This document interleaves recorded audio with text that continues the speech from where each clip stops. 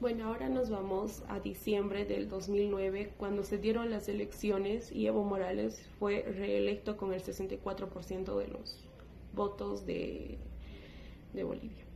En 2009 ya era una nación muy distinta a la de antes, a la de 2005, por el hecho de que tenían diferentes constituciones. Continuando con el video, vamos a hablar sobre el tercer periodo presidencial que tuvo Evo Morales, que fue en 2014. Como hablaba hace rato mi compañera, que cuando se modificó la constitución del 2009, pudo hacer que otra vez se pueda postular en 2014. Y en estas elecciones Evo Morales ganó con el 61% y sus contrincantes quedaron con 24% y medio por ciento. Y siguiendo después de esto, ya no tenía más excusa para poder postularse a otras nuevas elecciones.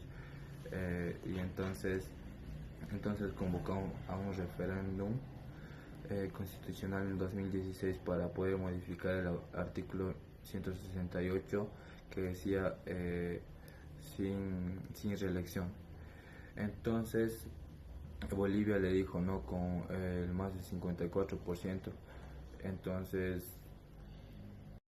Evo convocó a un referéndum constitucional para poder modificar el artículo 168. Y en ese entonces el resultado fue que Bolivia le dijo no a Evo Morales, pero el Tribunal Constitucional dijo que Evo Morales sí podía postularse porque no podían vulnerar el derecho de Evo de postularse. Y siguiendo con la última reelección que tuvo Evo Morales fue en 2019, donde compite con Carlos Mesa. En ese entonces, como bien sabemos todos, estábamos viendo la transmisión sobre el conteo de votos que hubo en ese momento, y mientras recurría un 83% de los votos contados, la transmisión se apagó y vimos irregularidades desde ese momento y todos quedamos insatisfechos por no saber qué es lo que pasó en ese momento de transmisión. Y después el órgano electoral salió a decir a los 5 días que Evo Morales había ganado con un 47,01% y que Carlos Mesa se había quedado con el 36,51%. Desde ese entonces vimos que en las calles empezaron a haber protestas, dijeron que fraude. Y el 10 de noviembre Evo Morales dijo o anunció que las elecciones se iban a repetir por tantas protestas que hubo en el país. Pero después, a las horas, Evo Morales renunció sin más que decir. Bueno, continuando con el tema, después de la renuncia de Evo Morales, la sucesión presidencial correspondía al vicepresidente, lo cual no se presentó. Entonces el siguiente era el presidente del Senado, lo cual tampoco se presentó, y luego venía el segundo vicepresidente, lo cual era Yanine Áñez. Entonces ella asumió las elecciones como presidenta el 12 de noviembre de 2019. Una de las primeras decisiones que tomó fue que las elecciones presidenciales del 3 de mayo de 2020 se realizaran, pero no se pudo realizar por diferentes circunstancias, como por ejemplo la pandemia y demás retrasos que tenían del MAS, que hacía protestas y demás. Y las elecciones entonces se llevaron a cabo el 18 de octubre de 2020. Tras el autoritarismo de Evo Morales y el descarado fraude que hubo en el 2019 en las elecciones, uno pensaría que los bolivianos aprenderían de sus errores, pero en las elecciones del 2020, Luis Arce, el candidato del partido político Movimiento al Socialismo,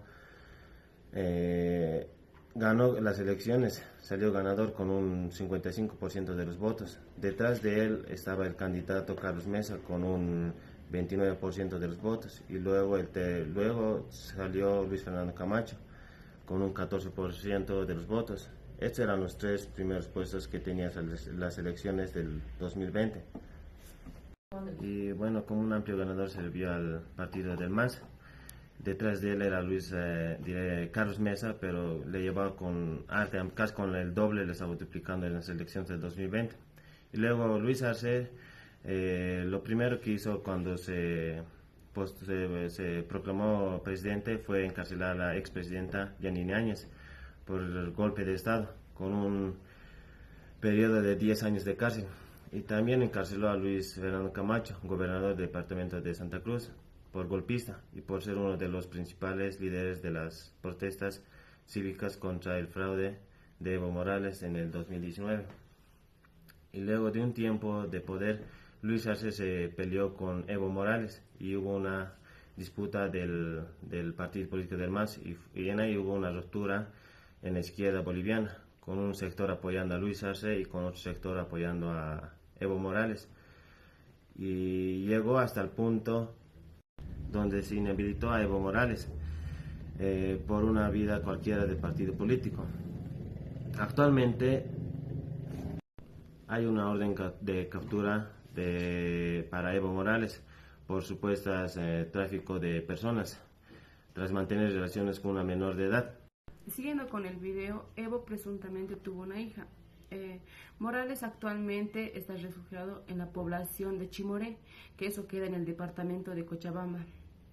Que Evo está protegido por los indígenas armados para que las autoridades no le atrapen. Arce podría hacer un operativo de captura contra Evo Morales, pero me imagino que para evitar un conflicto armado en momentos en los que está de baja, yo creo que la popularidad dejará ese problema para que lo resuelva el próximo gobierno. Así es como llegamos a las elecciones actuales, con un Evo Morales imposibilitado para participar y un Luis Arce que no se postuló porque no tiene la posibilidad de ganar independientemente de que las elecciones las gane Jorge Tuto Quiroga o Samuel Doria Medina. Algo es seguro, el socialismo del siglo XXI ha llegado a su fin en Bolivia. Un nuevo amanecer